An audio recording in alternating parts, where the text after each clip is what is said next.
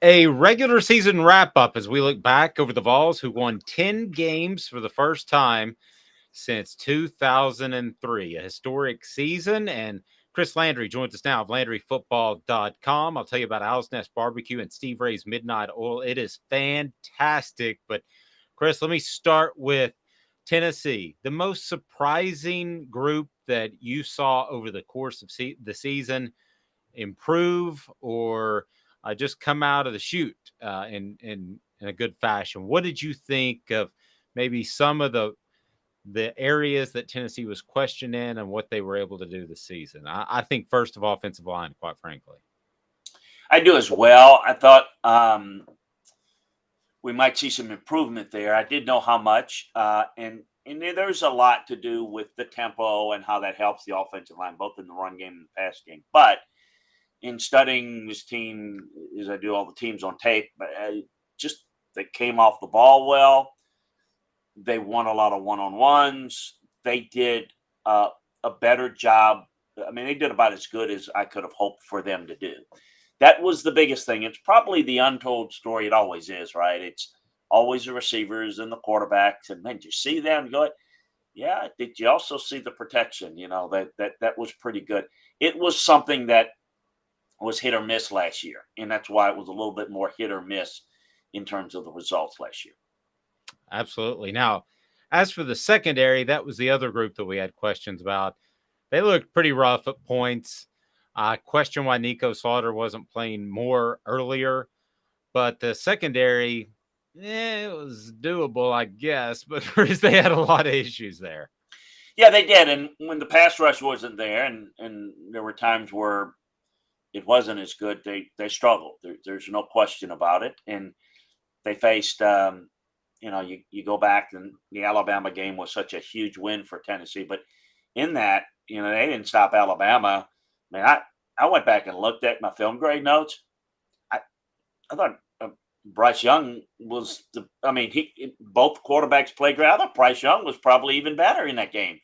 They didn't really stop him, and then you had to outscore them, and they did it. And it just the secondary, when they couldn't get a lead, which allowed their pass rush to tee off on the opposing team, they struggled. And that's why, because when you get a big lead, then opposing teams have to abandon the run. So you don't have to play the run as much because you can just tee off, and you know that they're going to run it, and it's this late in the game. I mean, they're not going to come back and win it. They're going to try to come back and win it by hook or by crook. So it allows you to be one-dimensional. You take away half their game plan, opposing team. So that's when they were effective. When they didn't have that, they were really struggled. When the pass rush was there, then the secondary covered better. They didn't have to cover as long. They weren't as they didn't look as bad. But when they didn't, and they had to cover a normal amount, or in more cases a little bit longer, they really struggled. And they obviously faced a quarterback that was hot, but an offensive line that did a good job against them, and an offense that was balanced against Alabama and at South Carolina in particular. That was the biggest difference, is that their defense was exposed, and their offense couldn't keep up with enough points. There wasn't enough points. So regardless how many points you scored, it was all about scoring every time, because you were going to give up points every time. It seemingly appeared in that game, in both games. Please like and subscribe. We greatly appreciate that. I want to ask about Joe Milton, but first remind you that Chalk Talk is brought to you by Owl's Nest Barbecue. Owl's Nest Barbecue has the expertise that, man, you would expect out of a connoisseur like Steve Ray, and he is. And right next door, we've got the Michelin, Steve Ray's Midnight Oil, a proud Michelin distributor. And I'll tell you what, with Owl's Nest Barbecue, they've got the rubs, the sauces, the whole 9 yards. You will be set at Owl's Nest Barbecue, and that expertise is awesome. So, Chris, Joe Milton, I've compared him to a guy who throws the ball 100 miles an hour like a pitcher, but is pretty wild, like Vince Vaughn in Major League. He is pretty wild. Can that be fixed? I say that as a backdrop that Hendon Hooker had some downfield accuracy issues. They got fixed pretty well. And can Milton do that, do you believe? Well, I think he can get better. Is it going to be as you know good as Hendon Hooker ever? In terms of the deep ball, probably not. And if you look at what's really turned this Tennessee offense around from early part of last year through last year's finish through this season is the effectiveness on the deep ball. And, certainly the overthrows by Joe Milton or a bigger issue. That's where I thought, along with we just talked about protection with the receivers and and the wide splits and how they're able to create matchups and they win deep to be able to throw the football accurately. If you kind of visualize all of those big time throws, if you would have take, I don't know, 20% of them, 20% more overthrows, which is more of what Joe Milton does, where does that leave you? You may probably don't beat Alabama. You may maybe lose another game. I don't know, but because we'd like to see. I mean, the only way to know that is for Joe Milton to have played all games and to see. But based upon what we've seen in the past, that's kind of how I see it. Now, to your point of can Joe Milton become a guy that can approach where Hendon Hooker is on a deep ball? Don't know that right now. I think he's a different type of thrower. I mean, Hendon has got a good arm, but Milton he really doesn't have that off speed pitch. I mean, it is really difficult for him. And it's like a bazooka coming out.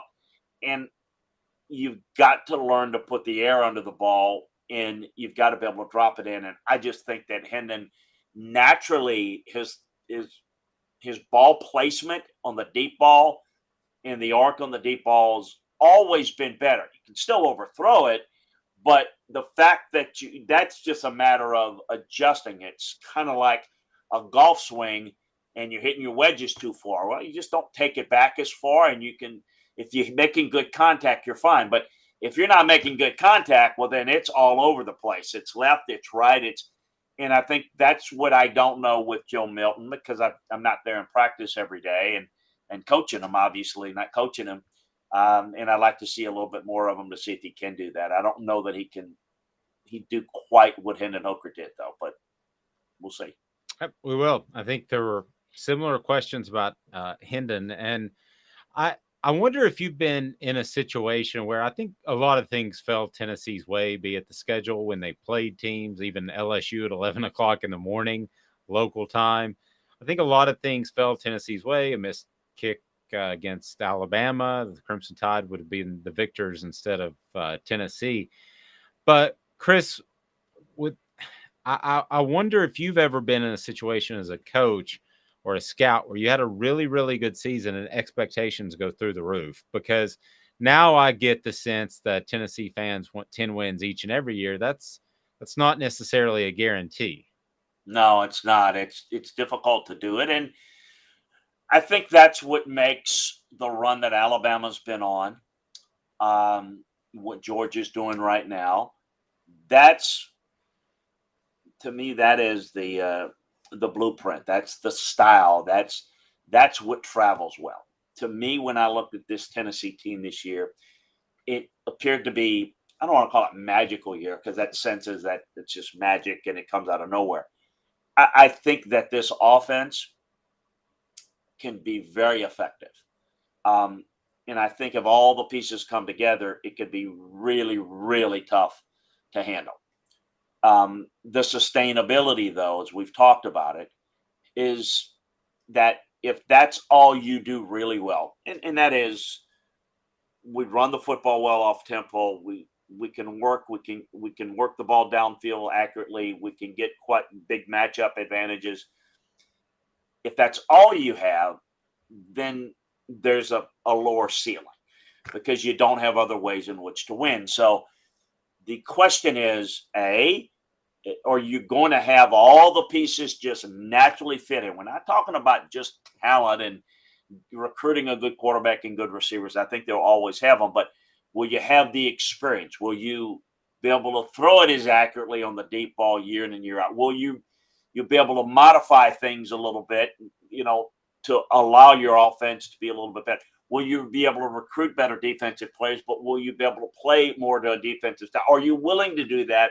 Or do you want to, and this is all questions for Josh Heupel, but, or do you want to continue to play this way? I think if you continue to play this way, I think this year is about as good as you're going to get.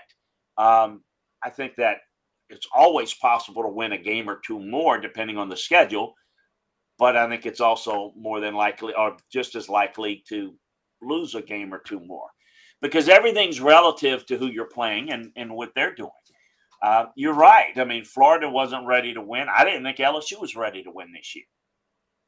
Now, LSU did some good things post Tennessee game, but I also think that you have to look at games and realize, well, how does it play? Well, why did that game get out of hand? It's not really that.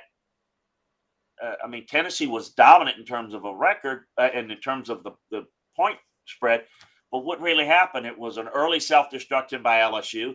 If the game would have not gotten out of hand, then there may have been more balance. Would an LSU team that's figured some things out later on given Tennessee a better game later on? I think they would have. I don't know that they would have won. But, I think all those things factor in. So when you look at it, you say, man, they just dominated the team. Well, they did. But you also have to look at both sides and how they played. Just like I would submit, is South Carolina that much better than Tennessee? Or were they better just that day? And were circumstances on and off the field contributing factors to that? I think most people would say yes, I would.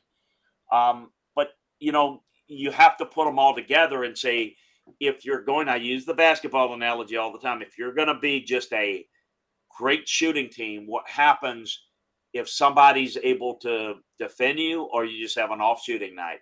Then what do you have? How else are you going to win? And I think that's going to be the question long range for this Tennessee program under Josh Heupel is, what are you going to be? If you're going to rely on all things coming together every year, because I can tell you, it won't.